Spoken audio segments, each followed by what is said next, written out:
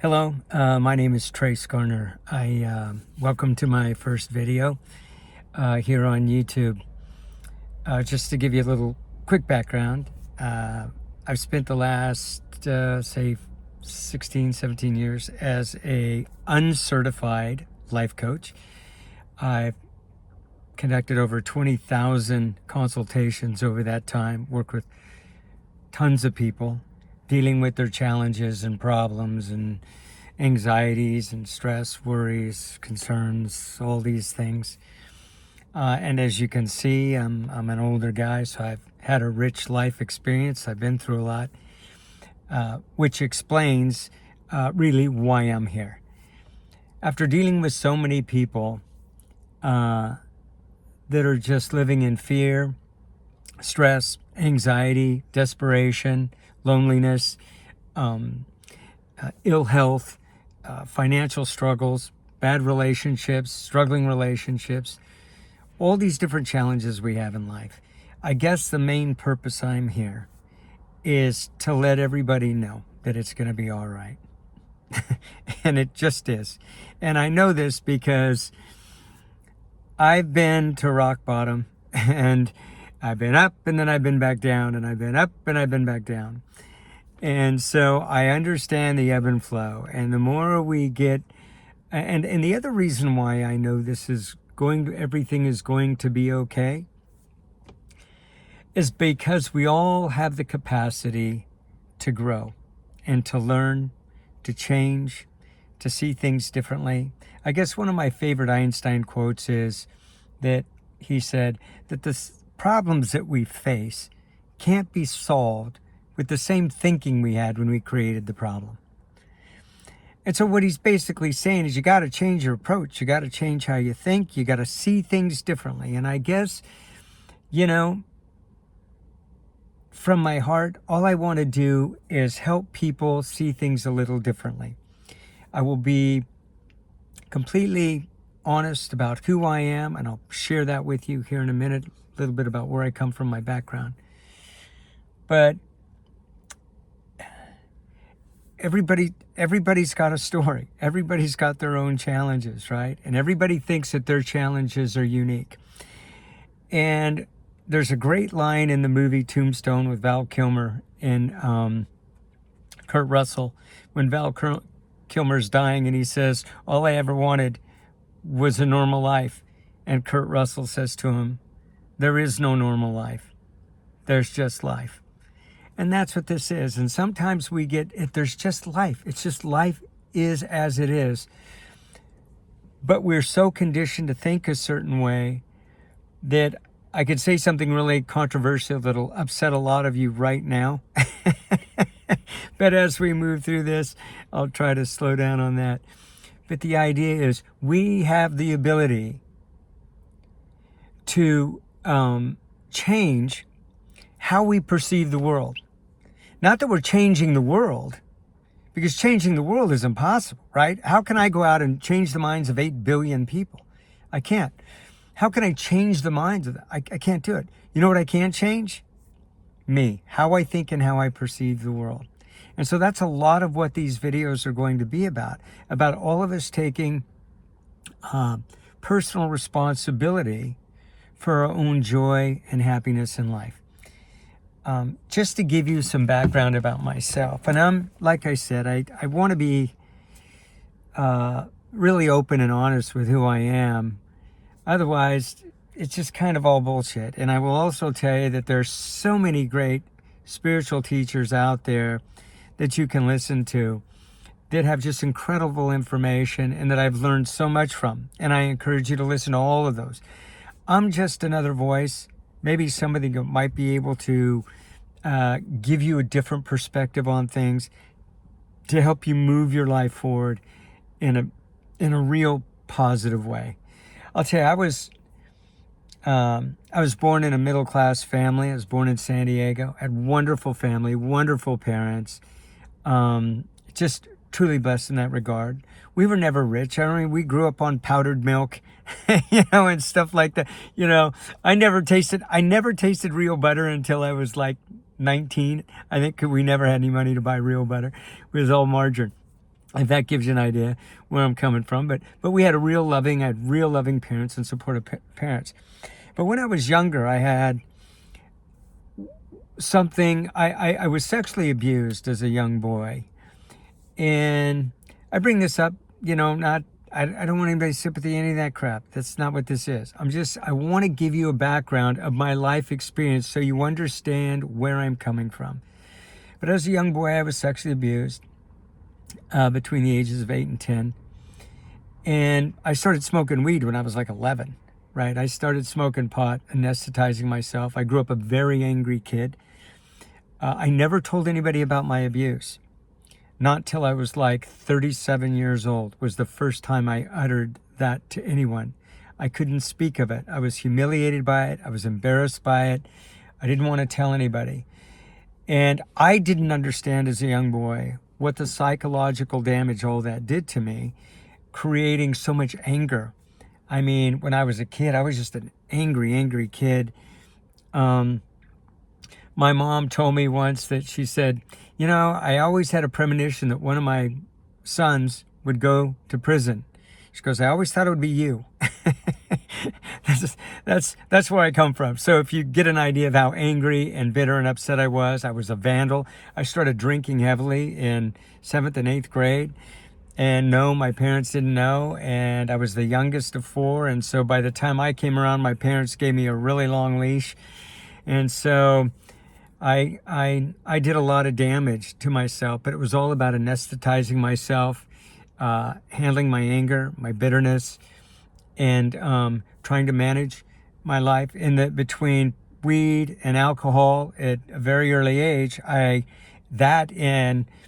suffered from ADD. I still do today. I have a very hard time learning with structure or in a class group because I always fall behind, then I get embarrassed, and then I just bail because I can't learn. I just struggle with that. I have a hard time staying focused. So I've done everything my whole life kind of my own way because I've kind of had to. And but so I struggled all through school, all through junior high.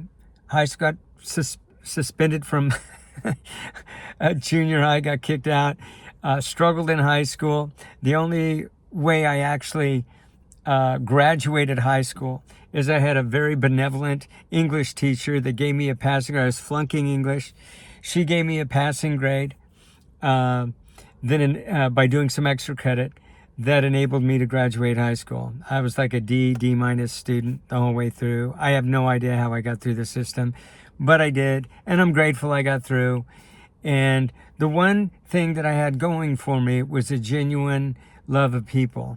I just like people. And because I put out that kind of energy toward people, it generally came back to me. And I had a lot of wonderful people that kind of helped me move along through my life. I got married very early in life. I got married at 21. I went through a spiritual thing, going to church, I should say, a religious thing, trying to find God, trying to find some sense of purpose when I was 18. I joined the Mormon church, and subsequently left a few years later, but got completely indoctrinated.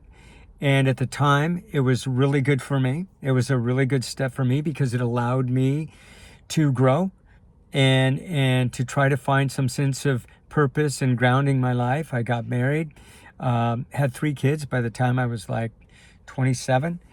And I found myself working a dead-end job. Now, I guess I should probably tell you this too, why I'm going through this chronologically is one of the things that has brought me here that I feel gives me the credibility to speak to you on some of these issues is back in 2008, I actually had a spiritual awakening. You know, the kind that my whole life I thought was bullshit. You know, that whole awakening thing, that enlightenment thing.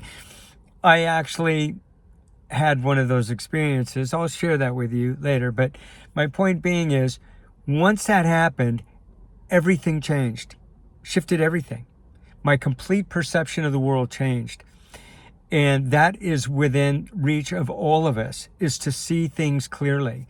And that's all awakening is. And it wasn't, and I'll share that exact experience. But let me go back, and I digress. I'll go back, and so I'm like 27 years old. I was really into the arts.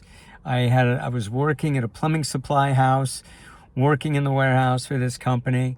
Had a house, was in debt, living paycheck to paycheck. My wife was working. We were trying to raise 3 kids, and just constantly broke. And I was actually working a job that I didn't like. And I was one of these guys that was a big dreamer. I had big dreams, and my dreams always exceeded my talents or abilities, but I couldn't help but dream big. And even though I had, I didn't have any of the skills, the knowledge, the work ethic, any of that stuff to achieve anything worthwhile. A little bit of a train wreck here. And I look back now and I feel, oh my gosh, I can't believe my kids grew up normal with me being their dad, and they grew up to be great kids and great parents and all that. But I was a train wreck. I was a mess the whole time. So at age 27, I find myself working in this warehouse and this plumbing supply house, living paycheck to paycheck. And I was absolutely miserable. I thought, there is no freaking way I can get up and do this every day for the next 40 years. It's just, I can't even fathom. I was going crazy. I just thought that there was so much more to life, and I didn't know how to grab it. And I was just wanting so much more and didn't know how to go about it. I started a little summer stock theater company in Springdale, Utah, just at the mouth of Zion National Park, which was a huge relief for me. It gave me this great creative outlet to perform, to schedule plays, to run this theater, and it was just one of the most amazing times in my life. Unfortunately, it only lasted a couple of years. The facility that I was renting, the owner ended up selling the facility, and the new owner booted us out. He had other plans for the space. But for a couple of years there, I was working full-time at the theater and full-time, and it just gave me a sense of fulfillment and doing something that I was passionate about. So I get what that means, to be able to do something that we really love and to pursue. And after the theater, what happened was it was gone, and I was back to my job with nothing to do. And I thought, well, you know what? Maybe one day I was on my lunch break in a store getting a soda and a sandwich or something on my lunch break. And I saw on the cover of this magazine, I think it was Jimmy Buffett, sitting on a white sandy beach with a typewriter. And it hit me like a lightning bolt. And I thought, holy crap, that's what I want to do. I want to become a writer. I'm become a writer, and I could do it anywhere. I could write on the beaches in the Bahamas. I could write anywhere, right? That's what writers do. You can go anywhere with your talent. The problem was, I was flunking English. I'd never read a book cover to cover. But it didn't deter me. Like I said, I was a big dreamer. So that day after work, I went right down to a Barnes & Noble and I bought my first book on how to write a screenplay. Now, I chose screenplays because I felt screenplays, my logic was screenplays, people can just people talking like normal people talk. I can write like normal people talk. But writing in prose, a novel, I'd never even read one, right? So I'm like, I can't do that. But I believed in my mind this weird thinking that I could write a screenplay. So I went out and bought my first book on how to write a screenplay. And I got to tell you, it was a catalyst for the rest of my life to this day. It drove me in a place and in a direction that inspired me, that motivated me. Just the dream of the possibility of being able to write a movie and get a movie done was just incredible to me. And so that was a point in my life where I got started. I was so excited about this, I started reading books, started finding out that I could learn things. But of course it was on my own time, and thankfully, the plumbing supply warehouse that I worked at, they had a little library in the main store there for employees with cool books and stuff on how to sell stuff and motivational stuff and self-improvement stuff. And I started listening, and I started to the tapes, and I started reading the books. And it started to change me, and I started to see things differently, and I started to have hope. And I feel like for the first time in my life at like age 28 that I had hope. And what I'm telling all of you is whatever it takes, dream, even if it sounds silly or ridiculous, dream, find something that gets you excited and begin to live your life with some enthusiasm and some passion. And there's so many things that I can talk about, and these are some of the things I'm going to be talking about as we move forward. I'm going to try to keep these videos, within 20 minutes so I don't bore you to death. But so I'm starting to write, and I'm going to work every day, and I'm writing every night. And I got so excited. I used some of the techniques that I read in Think and Grow Rich to, the visualization technique on how to write a screenplay and how to visualize myself writing every night, sitting down and writing when I used to play summer league softball. And I'm gonna sacrifice. I'm gonna do what I got to do to become a great writer and all this stuff. And I just kept at it. But I'll tell you, it gave me something to wake up to in the morning. It gave me the possibility of something wonderful could happen in my life, and it changed everything. And it made learning a possibility, and it opened my mind up to the possibilities. And I don't know what your passion is. And maybe you don't either. I didn't know writing would be mine. And I'll tell you one quick story to wrap this first video up. That English teacher that passed me was a phenomenal woman. And she knew I was lost. And I was living in a small town in southern Utah. My senior year, she knew I was lost. And she, bless her heart, one night there was a knock on my front door. And I went to the door and opened it. And there's my English teacher at my house. And I'm thinking, oh shit, she's here to, what is she doing? She's going to tell my parents, how crappy I'm doing, flunking and all this stuff. No, she goes, what are you doing tonight? And I go, nothing. Like, what are you doing tonight? And she's like, well, I have the school movie projector in my car. And I have 2 big reels of 35 millimeter film. And she says, do you want to watch a movie? And I'm like, I guess. So I went out, we wheeled this movie theater or this projector into my house, and we watched, she brought James Dean and Rebel Without a Cause, 35 millimeter reels. And we watched that on my living room wall that night.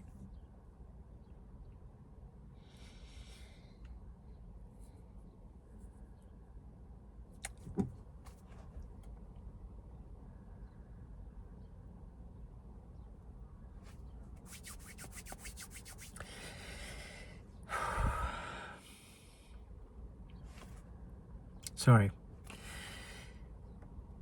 You'll find I'm pretty emotional. I was doing some public speaking a couple years back, and I would get so emotional. I had to quit. I was just embarrassing myself and humiliating myself because I don't know how to not be who I am. But that night we watched James Dean and Rebel Without a Cause, and when that movie was over, she looked at me and she said, you know what? You could do something like this. You would be great at something like this. And I had no idea what she was talking about. Being a projectionist, being an actor, being a filmmaker, being a writer. I had no idea what she was talking about. That's all she said is, you'd be great at something like this. And she left that night. Fast forward 10 years out of high school, 28 years old, I see Jimmy Buffett on the cover of that magazine, and guess what I think? Mrs. Herrick, my English teacher, told me I could be great at something. Maybe it was I could be a great writer. Maybe that's what she was talking about. I could write movies. And that one seed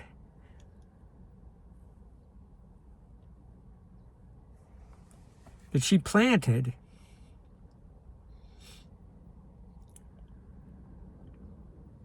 changed the course of my life in such a phenomenal way. And unfortunately, she passed away before she could see all of that come into fruition. But anyway, my point being is, I just want you to have a little bit of background of who I am. This is my first video. I hope you'll share it with other people that are struggling, because as we go through these, I want you to know that life is real, our challenges are real, our struggles are real. But you know what? So is joy. So is success. So is fulfillment.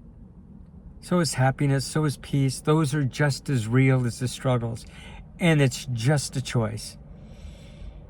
It's just a choice. My goal is to help you choose and find a way to choose that and see that and live your best life ever. I'll see you next time.